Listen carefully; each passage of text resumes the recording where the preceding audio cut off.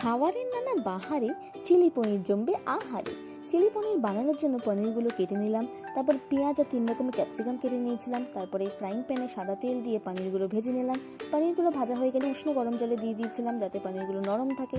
তারপর পেঁয়াজ আদা রসুন কুচিয়ে হালকা করে ভেজে নিলাম। তারপর তাতে জিরে ধনে লঙ্কার গুঁড়ো দিয়ে মশলাটা কষিয়ে নিলাম। তারপর এতে কাঁচা লঙ্কা দিয়ে দিয়েছিলাম। তারপর এতে হলুদ দিয়ে দিলাম। তারপর এতে বড় বড় করে কেটে রাখা পেঁয়াজগুলো দিয়ে দিয়েছিলাম।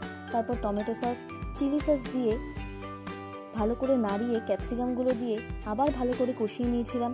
তারপর এতে স্বাদ মতন নুন গোলমরিচের গুঁড়ো আর কিছুটা বাটার দিয়ে দিয়েছিলাম। তারপর ভালো করে মশলাটাকে কষিয়ে এক এক করে জল সমেত পনিরগুলোকে দিয়ে দিলাম। তারপরে ভালো করে এটাকে ফুটতে দিলাম। ভালো করে ফোটানো হয়ে গেলে যখন দেখবো এটা তৈরি হয়ে এসেছে তার ঠিক নামানোর আগে দিয়ে দিলাম গরম মশলার গুঁড়ো। ব্যাস কিছুক্ষণের মধ্যে রেডি হয়ে যাবে